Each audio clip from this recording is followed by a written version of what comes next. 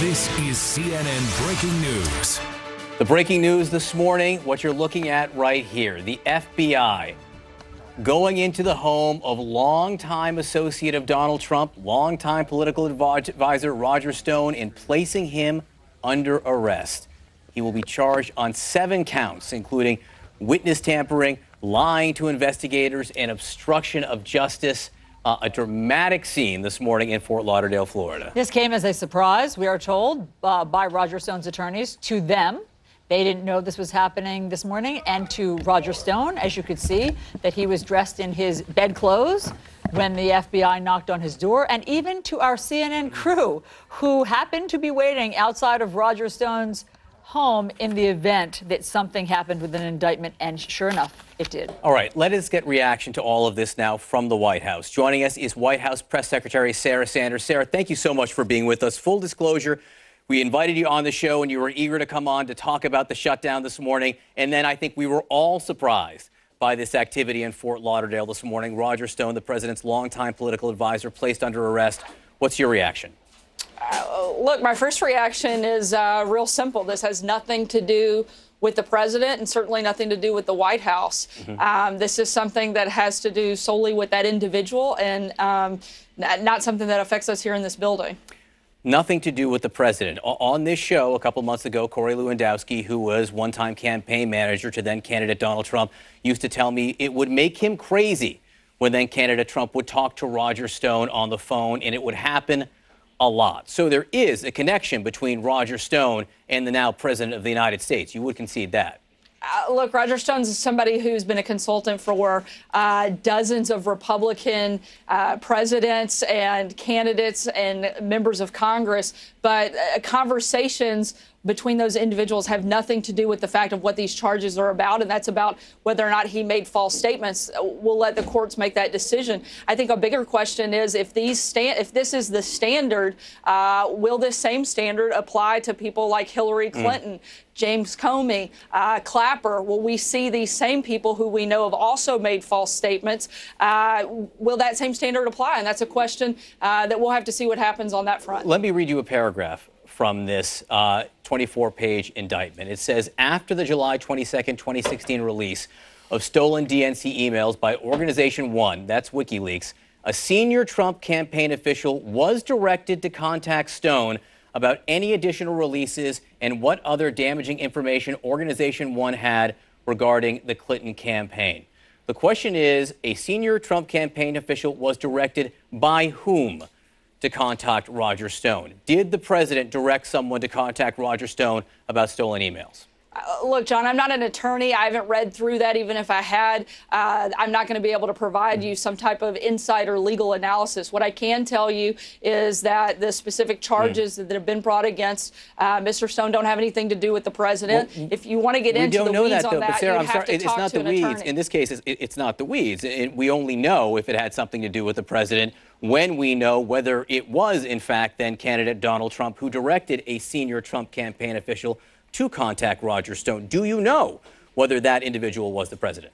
Look, I know that the charges are about whether or not he gave false statements, and that's on that individual. That has nothing to do with the president. Those are the charges that they have brought against this individual. When you want to get into specific questions, you'll have to talk to the president's outside counsel on that. You were a member of the Trump campaign during this time frame. Were you aware of the effort to get in touch with WikiLeaks through Roger Stone during this time period, June and July of 2016? I was a member of the campaign, which is why I know that there was, as I've said a dozen times, as the president said, probably hundreds of times, there was no collusion, there was no wrongdoing by the president. What I also know is that outlets just like yours, CNN, spent a significant time not only looking for information of WikiLeaks, but also reporting on it.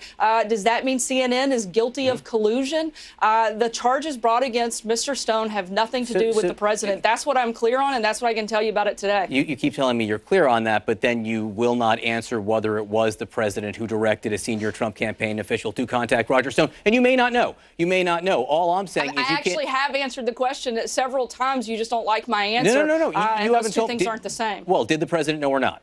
Was it the president who made that direction or not? once again, I haven't read this document. Okay. I'm not an attorney. I'm not going to be able to get into the weeds on those specifics. Okay. What I can tell you are the charges brought against Mr. Stone have nothing to do with the president, have nothing to do with the White House. Again, Right. I think those same questions that you're asking, you could ask any of the number Sarah, of people that you all I'm saying work is with, you say it has nothing to do with the CNN president. reached out looking You for say it has information on nothing to do with the WikiLeaks. president, but at the same CNN reported time, on this. at the same time you say it has nothing to do with the president, you won't or can't tell me whether or not it was the president who directed this action. Let me ask you this. Did the White House get a heads up from the Justice Department that this arrest was going to take place this morning? Not that I know of. I'm not aware of any notification ahead of time.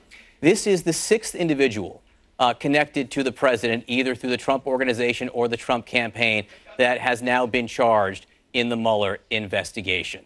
That's a lot of people, Sarah. Yeah, all on things that, again, have nothing to do with the president. Just because they had some association with the president at some point doesn't mean things that they did in their private lives and their personal life Sarah, that may or may not have been right or wrong. That doesn't have anything to do with the president. The question and the big thing that the Mueller investigation is supposed to center on is whether or not the president, in some outrageous way, colluded with Russia. And the answer to that is no. That's not true. And that's the not true. president did nothing wrong. The special counsel was directed to find out whether the Trump campaign had any contact or collusion with the Russians. The Trump campaign. And now you have the campaign chair, who will appear in court today. You have Michael Cohen, who was a political advisor and someone who worked at the Trump Organization, under indictment. You have Gates as well, and you have Roger Stone. Under indictment on businesses that had nothing to do with the president. Let me make one thing clear, John. The president did nothing wrong. There was no collusion on his part. The president has actually, unlike his predecessor, been tough on Russia. He is the only person that has pushed to increase funding for NATO, whose primary purpose when it was created was to help protect against Russia. We won't the know. president has made the United States the biggest energy producer in the country. We won't Not know good what for the president Russia. did anything wrong Hold on, John. until we know whether it was the president who directed the contact with Roger Stone. I do want to move on to the shutdown now, because there are some 800,000 federal workers, including, it's worth noting, those FBI agents who arrested Roger Stone this morning in Florida, who are starting to miss their second paychecks this week. How long should they be prepared to work without pay, Sarah? Frankly, if it was up to us, and certainly if it was up to the president, they wouldn't be working without pay, which is why the president has actually put something on the table that helps reopen the government, gets those 800,000 workers paid, but it also does something that is fundamental to the survival of our country, and that's protecting our borders, that's protecting the American citizens, and that's something that Democrats have frankly tried to ignore. Sarah? They are not fulfilling their obligations. Instead of actually helping and negotiating with the president, they're taking vacations to Puerto Rico, hitting Hawaii. They need to come back from the beach. They need to sit down at the table with the president, and they need to fix real problems that America's facing. You said if it was up to you, they'd be working. But the shutdown was up to the president. It was the shutdown who said he would be proud to shut down the government for border security. He chose this path. He chose this. The House passed a measure that would have kept the government open. The Senate at one point had agreed to the very same thing. It was the president who intervened and said no. So he chose this 35 days later. Yesterday, the Senate, the Republican Senate, more senators voted for the Democratic way out of this than the president's own way out of this. So what's the president's next proposal? John, unlike Democrats in Congress, the president has chosen to fulfill his constitutional duty. His #1 priority as commander-in-chief, which is to protect the American people. We have human trafficking. We have a crisis at the border of drugs pouring into our country. Mostly coming through ports of entry. Mostly coming through the legal ports of entry. And when you say the Democrats... That's where we catch them, John, but that's not all that's coming in. 300 Americans a week are dying due to heroin overdoses. I understand that. It is a terrible thing. Across our southern border. And most of the 90% comes through legal ports of entry that has no direct bearing on the wall. Sarah, the argument over the wall has gone on for some time. At this point, there's an argument. And Democrats have supported it time and time again. They voted for fencing in the past, but this is a pure shutdown about fencing, not just about border security, because the Democrats have offered $1.3 billion on border security in December, and today they may offer much more than that on border security. If they come to you and say $4 billion, $5 billion on border security, no wall, but we'll enhance the ports of entry. We can repair existing fencing. Would the president sign that? Look, John, let me say it to you like this. I'd never want to get on an airplane that only had one wing. The president wants to make sure that we're actually securing the border in a totality, not just with one wing. You need two wings, which means you have to have a wall, you have to have technology, you have to have all of the things that the president has put forward in his proposal, all things that Democrats support. There's no reason that they should be fighting the president when they know that they agree with him. The only reason that they don't want to support this is simply because they care more about politics than they do about this country. And at some point, they've got to make a decision if they're going to put our country first and the people in this country ahead of their own political gains. I'm glad you brought up. I'm glad you brought up the plane. And we've been trying to do that. I'm glad you brought up the airplane analogy because, of course, the majority of illegal immigrants in this country, undocumented, come in overstay visas. So many of them come in the body of the airplane, not one of the wings. And the wall doesn't do anything to help them. And again, we're talking about the shutdown right now, and you say the Democrats are playing politics with, the Democrats are going to say the president is playing politics with this because all he is hung up on is the wall in and of itself. The 800,000 federal workers. That's where you miss the entire purpose of this, John. The president isn't hung up on the wall. The president is committed to protecting our country, and the wall is part of that process. The only reason the government is shut down, one piece of the problem. The only reason the government is shut down is because of the wall, correct? Otherwise, all you're talking about is funds for border security, which the Democrats offered in December, and they're offering more today. The only thing they are not giving the president that he wants is the barrier. Look, John, I don't know how many times I can explain that you can't fix part of the problem and expect it to go away. All right. You have to fix the entire problem, or it doesn't make any difference. If even one illegal immigrant comes across this border with human trafficking, carrying the most vulnerable people, women and children, that Democrats constantly talk about how they care so much about, they are not doing what they can to help protect the most vulnerable people in the world, and that is women and children. We've seen a massive spike in women and children being trafficked across the border. Why would they not do everything possible? A massive spike in women and children and families. If we know that a huge spike in women and children and families who are coming and seeking asylum, not at the wall, again, at the legal points of entry. Sarah, I do want to ask you again about the 800,000 workers who start to miss their second paycheck today. Wilbur Ross made the comments he made. The president clearly said he would not have stated it like Wilbur Ross did. But people are hurting, really hurting. Our Randy Kay spoke to a couple in Kentucky yesterday. They have a child who's on a ventilator at their home. He works for the IRS. They're afraid that they will not be able to pay for the electricity to keep it running anymore if this shutdown continues. I just want you to listen to them. I 100% regret voting for Trump. Do you blame the president? Yes, 100%. 100%. 100%. I don't think he's ever had to worry about where your food's coming from or have to worry about, you know, how you're going to pay a bill. And I think it shows. What's your message to people like that who say they